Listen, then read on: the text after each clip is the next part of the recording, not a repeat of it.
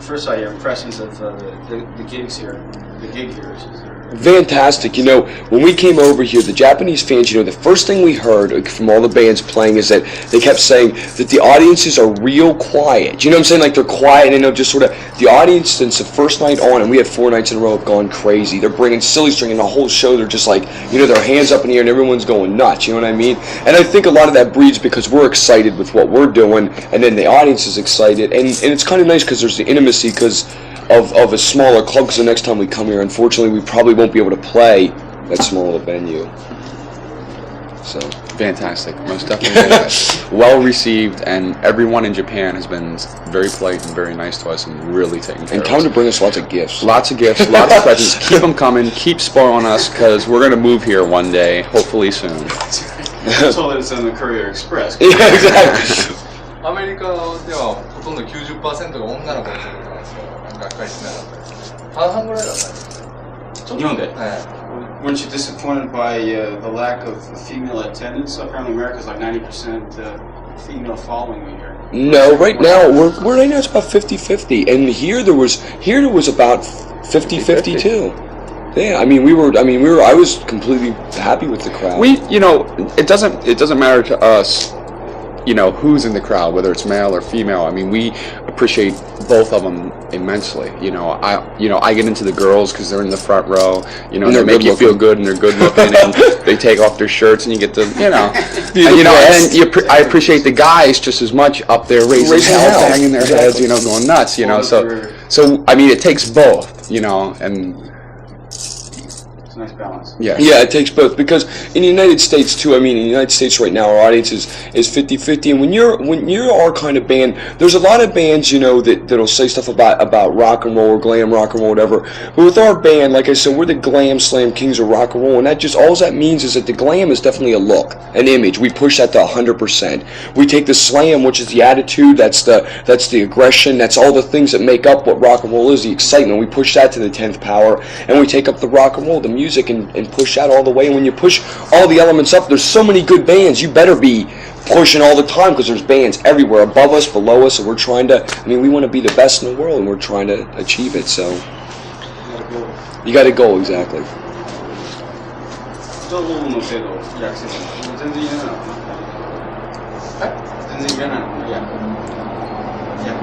いいです。早いですけど。See, we often will just cut out the interpreting part. I mean, I'll just ask you the questions and go from there just to save on time. Okay, sure. Okay. Also makes my job easier. That's what I like to hear. He's from America. That's what we know you got American. Make the job easier. American what? This will be translated later, so don't worry. It's not like they're going to go back to the office and say, and he said it was nice weather in Tokyo. That's the American way. The American way is if I can get paid for it and not have to be involved, that's the American way. $75. ラットとかモトリークルーとか大体同じような見方されてるんですけど、あえてポイズンのポイント。You're pigeonholed a lot with bands like Rat and Motley Crue. What makes you different, or what makes you stand out? The first thing that makes us stand out above anything, and it's just like, here's my theory to that, okay? And it's the same theory as when you go into an art class when you were in high school. You went into art class and the teacher pinned something up on the wall and said, I want every kid in here to draw this picture. No two pictures ever came out the same. You know what I'm saying? First of all, no matter if there's 4 different members from the members of Motley Crue, I mean, we're completely different from them, both in our personality and way we think. Not only that, we have much more dance choreography. I think we believe, I mean, right now our energy level is great. I mean, everything is at 10 right now. And with Motley Crue with them, you know, we have our band, they're great bands, but we're our band. You know, how can you say it except for what the personalities that's inside of us? That's what makes it completely different. Definitely. I think the real difference between any band, because I mean, it's all rock and roll. I mean, from Chuck Berry up to the Sex Pistols. You know, and I think the main thing that really separates you is the charisma, the personality, and the attitude, most definitely. And see this zit right here? That's what makes you different. Have you ever seen a zit like that on Stephen Pearcy? No. That's what differentiates. Just for the purpose of the tape here, maybe we should get you guys' names here. This is the guy that gave us the interview. I'm Ricky Rocket, drummer of the band, drummer of Heartbeat. of the band. Hi, I'm Cecil LaVille, the neurotic and sometimes guitar player of the band. Okay. Mostly the Plays the radio better, the though. neurotic, yeah. Good at playing my record player. Okay. No, this. We didn't do our names. We didn't do our names. Do we do our names? No, this is Bobby Dahl. I'm jealous because they got to say it, so I'm saying it. And I'm mad. I'm not. I play bass, I think. And then there's Bret. You want to speak to people, Bret? And this is Bret Michaels, and I'm the vocalizer and socializer of Poison. To be original off the back of the album. That's right. Hey, originality, I hate it, man. If I can copy something else, why If not? something's not broken, don't fix it. Exactly. Something's broken, fix it, rework it. I love it. Why rearrange your furniture in a nice room? と思うんですけども。 Oh my god. Rick Rocket, real original. You seem to all be pretty young. What were the first bands you got into? If you can recall. I remember a band called Bill Haley and the Comets. Red Miller's big band there. That was like, I used to see them at the Paramount in Brooklyn. Of course. I had a few facelifts. Me and Liz Taylor go to the same doctor. I think the first band, the first concert I ever attended was Sweet and Foghat, and that was in '78. So, and then after that it was Van Halen, The Crew, Aerosmith, Stones. All the bands that were big. I love things that are energetic, that are personas. People that have more to them than just music, because music is all about life. So why not take life and put it into the music? Can you know ask what I him mean? not to take photos till after the interview? Okay. Interview what? Okay, please. Just because we want to touch up and Yeah, everything. sure. Give me a shot. Yeah. What's your other guys? Good. Yeah, fill in. Oh God! I'm basically a product of the TV. So I like music. I used to watch Dawn Kirsh's rock concert a lot. So whatever was on, I listened to it. Did you hate all. when they went into something fun? Oh, I hated when they'd have Kiss on, but they'd have Olivia Newton-John on, and they'd have like Aretha Franklin, and they'd put Kiss on when they're rolling the credits. Yeah. See, the last 2 minutes of I'll be miserable. No, you seen Black Diamond. All you see was him busting the guitar. Yeah, right. Oh, it would be miserable. So I basically like. I basically like, a lot. I'm very TV influenced and stuff like that. But I like music too. Don't get me wrong. I'm in a rock and roll band, but I love. That's where I know you from. Yeah. So what does this mean? You sing the theme song to Gilligan's Island? Yes, exactly. No, actually, have you seen the shows yet? No, I haven't. Will you be there tonight? You're not gonna know it, yeah? Okay, well, that's about it. He's actually the interviewer, so. Are they coming tonight? Yeah, well, I think he went already. Oh, you've seen the show? Yeah. Okay. Basically, I do some usually TV show themes in my guitar solo. Oh, is that right? Yeah. The Monsters and what was Dun, the other dun, one? dun, Green Acres. I love Green Acres. And Petticoat Junction. no, I didn't see that. I'm figuring that one out. I'm trying to figure out Night Gallery. Oh, I don't know if you remember that yeah, one. sure. I'm just trying to remember what the theme was. Yeah, why did you come tonight? Let's try to look Because I haven't done. I have a little videotape of it. I have to figure it out. That sounds pretty good. I didn't know it's sort of an Ava Gabor influence in your Oh, definitely Eddie Albert. Baby. I love Eddie Albert. Like Professor. Al Lewis. I love Al Lewis. Al Lewis. My first band that influenced me was a Riverboat Crew. They weren't very Johnny good. Dallas used to play motorcycle. No, my sister had a boyfriend, and her father was the drummer in the Riverboat Crew. So I used to go see him play all the time. They never meant anything, but they meant something to me. He was the you know what I motorcycle mean? music. Oh, they were local. Couldn't ride a motorcycle. He said, "Oh, my Local influence or me show to play band. They guitar." do any popular Troubadour, music basically. from that time, and plus a It's set of old his blood. standards. So It just amazed me, the drums, how loud they were. I don't know. I mean, it was a big influence. That was the first thing. And then came Herb Alpert and Tijuana Brass. Herb Albert, is that right? Yeah. Casino Royale. Dun, dun, dun, dun, dun,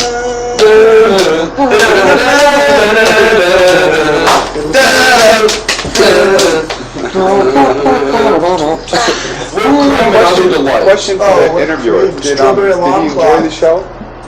Our manager. Yes. Good. I thought the hole was too small for you. It is, but you know what? When it's with our live band, with our live, that's why I've been saying to the been over. the whole thing with our band too is that we can fit into any size stage. You can throw us into any place, but we have so much. This goes back to what separates us from other bands. We have all the choreography. Everything we're doing is brand new. The choreography is fresh. The ideas are fresh. The little things that add personality into it. You know what I'm saying? And yet all the energy. But the place was small, but we made it work. It's just like any room. I mean, this room's a room. It's the personality you add into it. So. In LA, we play things about the size of half this room, so we thought it was very big. It is kind of tough though, because we just came off the Quiet Ride tour. We're playing 8,000, 10,000 seats, and then you know what I'm saying. And all of a sudden, you come here and we're playing this hall. But I think we had a chance to get a little more intimate with the fans, and especially the female fans at the show. But the intimacy of being, you know what I'm saying, of being able to see people up close. Sometimes they put such a barrier between you and the fans. Are like feels like they're miles away. It never really matters to us where we play, because it doesn't matter what size hall or whatever. We always just go in and paint it poison. Poison's a color, and we just paint away. You must really be overwhelming those fans if you're playing such big halls, though. Well, you're used to playing such large halls. Yeah, let me just. A lot of the things came as I didn't think. I mean, you got to understand, the promoters thought that they didn't really know what Poison was or whatever. So I think there was, there was a certain amount of thing. Well, they weren't sure what's going on. I'm sure the next time we play, we will be in a bigger place. But we definitely do enjoy playing. We did. But I think that the next time we're here, we will definitely be playing a larger place. It's our first time here, and they didn't know how big the band was and how popular the band was. And the promoter took us. I mean, they took us at the most expensive restaurants and stuff, because when we came here, he thought, Poison 4 nights. I'm hoping he gets a couple hundred people in there, and we sold out all 4 nights in advance. And he's like, he's like, wait a second, these guys are bigger than he even realized that we were, and especially in Japan, because we had never been here before, So it's kind of that nervous feeling of going into something. It's anything new. You don't really know. It would have been better. I'd much rather sell out. Take the chance to sell 4 nights in a club like this than play us Budokan, right, and have it half filled. Yeah. Not that would happen, but I mean, there's a chance you're in a situation, you take the good and the bad, and you couldn't lose either way. Either way, I mean, to play the small club is that even at worst, it's all sold out. So I'd much rather have it that way. Plus, we're going to come back. I mean, I think the 4 of us really enjoy Japan, and we'd love to come back here. I'd like to come back here on a vacation. Actually, because we've been so busy. We've been so busy. We haven't even got a chance to see the place yet, and it's really a great experience. Let me show you down here. Yeah, well, there's a place in Japan. Same sun, I guess. There's planets. What's the location you guys are planning? The Live In. The Live In. It's in sure. These are what our parents tell us about this music. We actually about from 14 to 17. The guys could take you up and the guy goes. They didn't have saxophones. They weren't invented that. This is like when my dad was young. They even had saxophones. The Ming Dynasty had saxophones, for Christ's sake. Are there a lot of metal clubs and glam clubs back?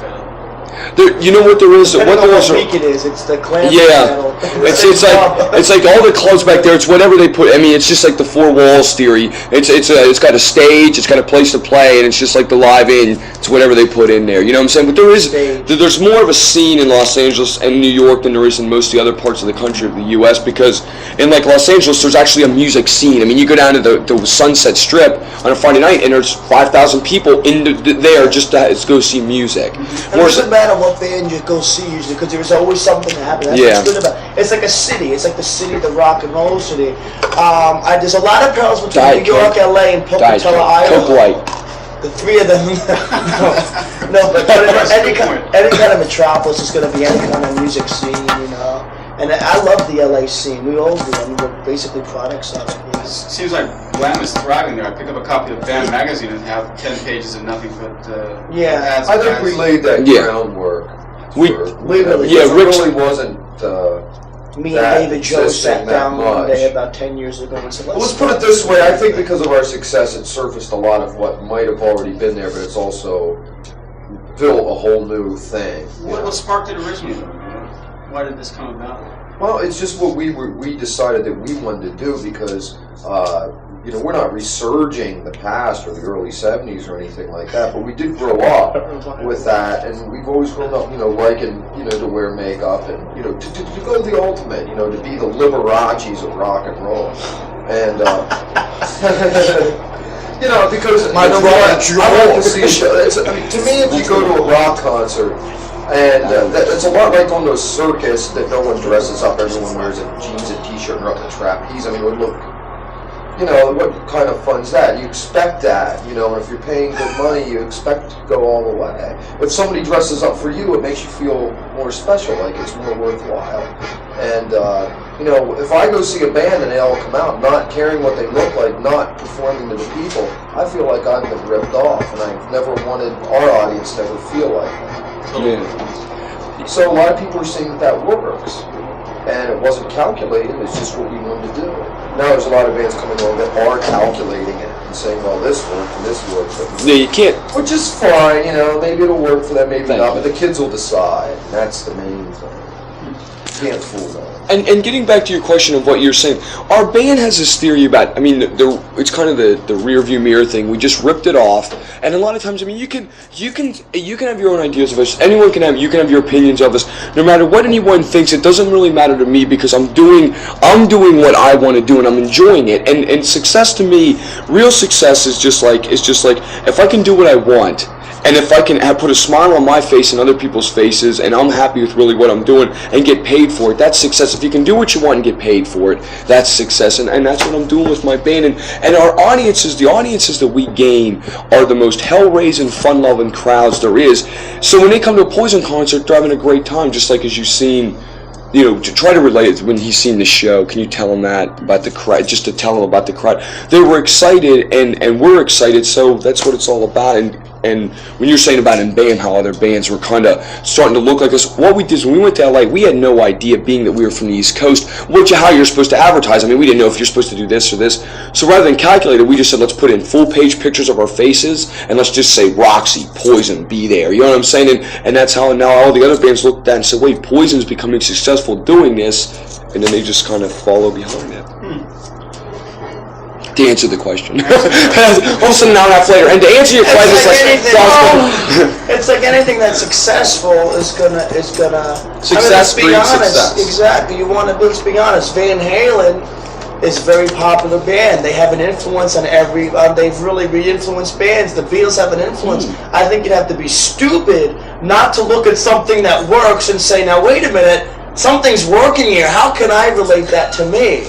You know what I mean? And you have to be to ignore it and say, well, no, I'm going to go the other extreme. Well, that's okay, but the street version.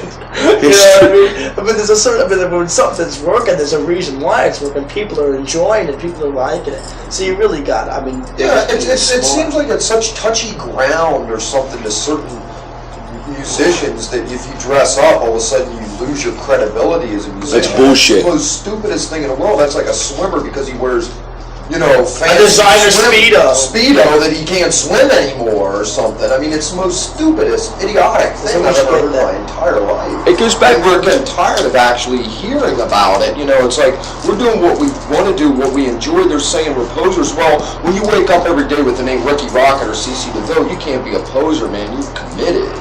You know what I mean? You're stamping something and saying, it's not, if you're going to be completely natural, then you never shave, never cut your hair, never, you know what I mean? Where do you draw the line? Dude, that's pretty bad, bro.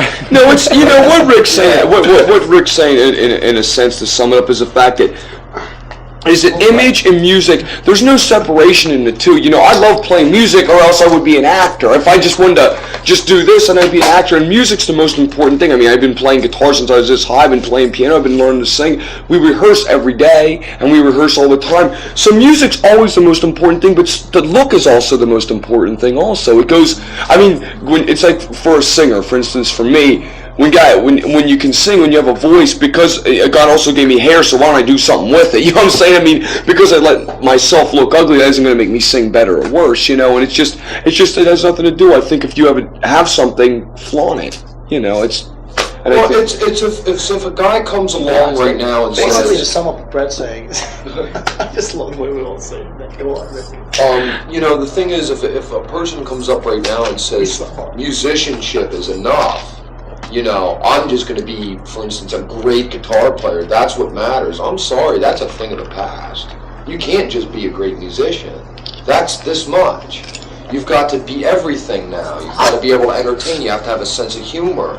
You have to have people looking for a little bit of intelligence now. You can't just walk out and be a drug addict and everyone say, oh, that's cool. It's not cool anymore. Well, I look for gigs. It's not cool for it to come out on stage and drop over. It's not funny. Not when somebody pays 15, 20, 30 bucks to see you. And like all those things, especially now with video and all that kind of stuff, looks, entertainment, musicianship, all of it, you have to be a master of everything now. And just being a great musician isn't enough anymore. And to sum up Ricky here, poison, quite simply, is more entertainment for the dollar. yeah. It's good way Yeah, to you put get a it. rebate. That's a good theory, Bob. Why don't you just explain that? Because that is a very good theory. Go into the whole I don't. Question for each of you guys: what do you think you would have done if you hadn't been musicians? Oh, I know I'd still what be dreaming. I think we start trying. That's the one thing I love about this band, is that we would never realize that we're not going to be musicians and not going to be in a band. So we'd still be out there saying, yeah, man, I can't wait till we get that door. You know what I mean? Well, that's something that's unrealizable. We really can't in fact, I just put that. We had a little question to do. Just say this: entertain. Wait, I'm not done. Entertain the world or die trying. It's like that real unrealizable ambition would be like not being able to do it. We have to. There's nothing else we really want to do. Or I'll go one step further. There's nothing else we really. Sum up, CC. And that's how we are, really. Basically, we're just four nuts in a. You can just tell them we'll entertain the world or die trying. Poison. To sum up Brad, basically. Well, to get back to what Rob Toro's our basically friend. And we were all class clowns, you know what I mean? So, it's Speak for yourself, asshole. Yeah, I was very serious at school. Sum up there. I was never in class with the vehicle. I was a summer school class Underachiever. Underachiever. Perennial student. We're the underdogs. We're the underdogs. We're the Rambos of rock and First roll. deliver us. That one statement's gonna world on us. Whoever watches. Liberace's a rock and roll. I don't like it. No one ever proved he was gay. Oh, he's a flaming god, so He is, but somebody said in the magazine he sued him for $1 million and won it. Anybody ever know that? But then you blew the $1 million on guys, though. Yeah, exactly. What's that? No, that's nothing. I'm talking about the showmanship. If somebody Yeah. hung up about somebody's sexual opinion, that's the Boy George used to say exactly the same Exactly. thing. Just because Ricky's gay doesn't mean I'm less than him. God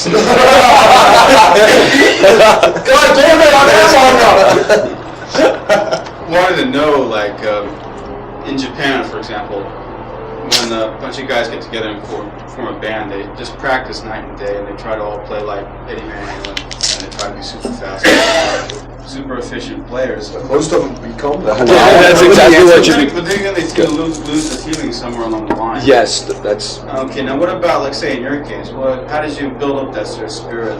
So you gotta, any kind of business, any kind of thing that you're doing, anything that you want to be in life, you have to practice and you have to rehearse and you have to, put forth effort. But you can't lose the fun side of things. You got to go to rehearsal for 2 hours, but then you got to turn around and get drunk too. That's right.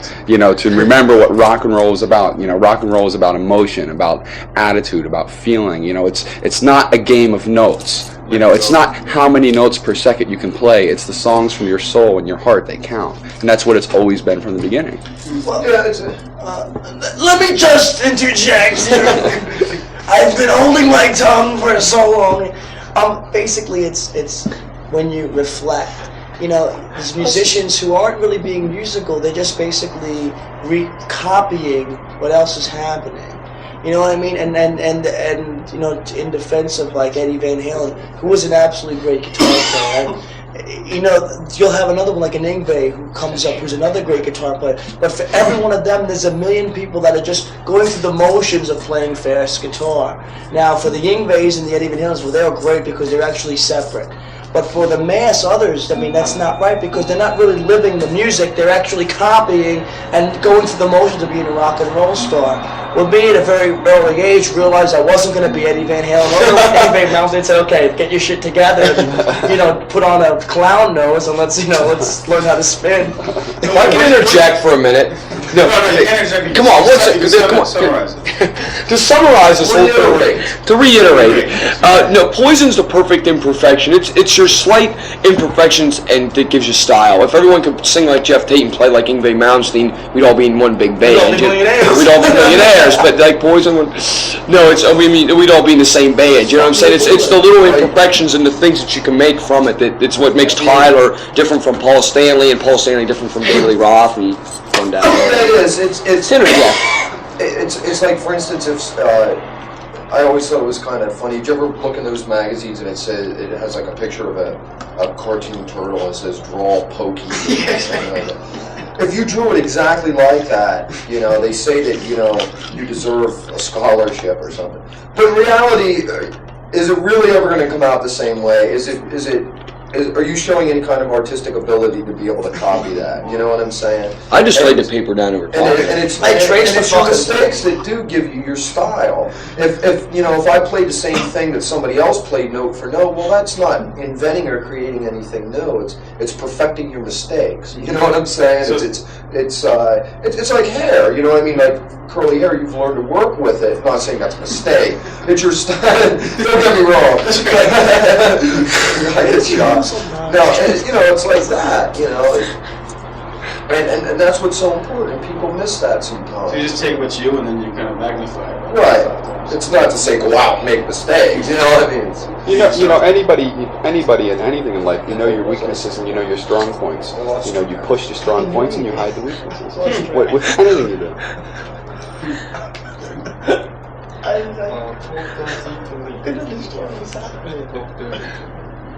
そういうことはこれなんです。割とわいせつな場所があって。で、今 MTV とかでビデオクリップ流れると規制されるでしょ。規制されるでしょ。ワイセツとかいろいろ。そういうのについてどう思う？ You have a song called "Talk Dirty to Me," which I suppose is somewhat autobiographical content. Yes.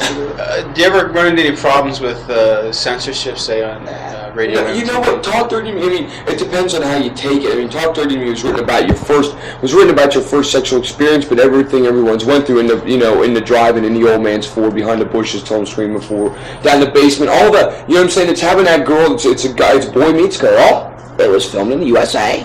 Well, it's basically nothing. Exactly. It's just a boy meets girl. It's just about adolescence, when you're very awkward time, when you're first discovering that what you have is different than like the chick next door, and somehow it's got to work, and that's what it's all about. It's very light. It's actually very clean. Actually, in its naughtiness, it's not dirty. It's very naughty. It's not dirty, exactly.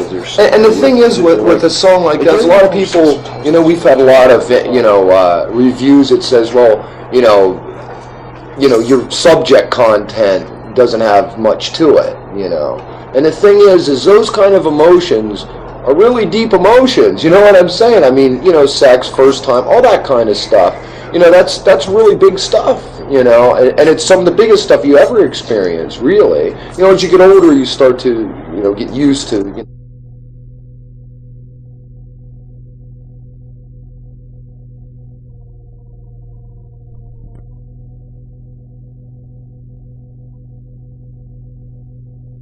More than hearing about, a war going on in Ireland, for example. You say, oh God, that's terrible, and I'm sorry that it's happening, but then the phone rings and your girlfriend says, I can't go out tonight. Well, that's what bugs you, So, that's the kind of stuff we write about, that we understand.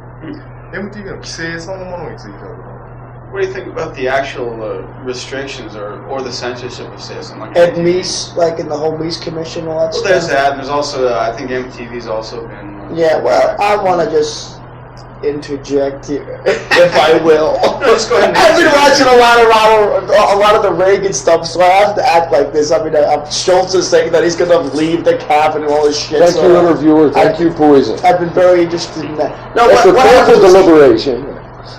what happens, what I think is that I think more than the fact that, well, we're not dirty or we are dirty, it's got to be, it's like euthanasia. It's not a question for that one person. You got to think of the whole grand scale. I can have a certain activist group tell me what you can do, what you can't do. We're in America, it's a democracy. That's what the courts are for. Please let it go to the courts. If I'm going to be proven, guilty or innocent, I want a court to do it, not a bunch of left-wing, the Jerry Falwell type of thing. That's not right. And regardless if I'm right or wrong, the music's good or bad, that has nothing to do with the fact that we have to be tried. It has to be tried in America, and we live in a free society. And that's like the beginning of Nazi Germany. So you got to be really careful of all the censorship, because that's how it started. All these crazy totalitarian governments. So we got to be careful of that. That's What it reminds me of is it reminds me of all of us sitting in the room, for Great example. answer, Maybe actually. Brett has a tear in his pants and his balls are It was hanging out. actually. But no one really notices, and all of a sudden one person goes, "Oh my God, look, now all the attention's on Brett." No one even ever realized it before, except maybe me or something, or Bobby. In other words, there's bands getting publicity now that never got publicity in the first place. I mean, Lizzie Borden and a lot of stuff, they're getting massive amounts of publicity that they never had before. So at the same time, they're working against that kind of thing, but they're also exposing it. And, their record sales of all these bands they've exposed have gone up. Bitch and all that kind of, bands like that. I've talked to Betsy, and the record sales went up because of it. You don't think So they have to realize what they're doing at the same time. I'd like to interject here, Can I just sum up? and I'd like to sum it up, and I'd like to direct this, to PRMC and all those other people who rate people. And I have two things to say, and they want to censor everything, and they want to say what you can do and can't do. Well, first of all, I think Jesus said it best in the, when he was on this earth, when he said, "Let thee who have never sinned throw the first rock," And the second thing I have to say, cast stone, whatever. I didn't pay attention to Bible school, but I understood, right? He has sinned. Chuck the first rock over there, buddy. That was very good. That was very poison. And the second thing I have to say to anyone that wants to censor me, you can just suck my fucking dick. Thank you. The best Paul quotes from the Bible and it says suck my fucking dick. And I'm quoting. Where does the quote end? Like, where do you put Corinthians or whatever it is? This isn't a Cordoba. It's a quotation. It's not the appropriate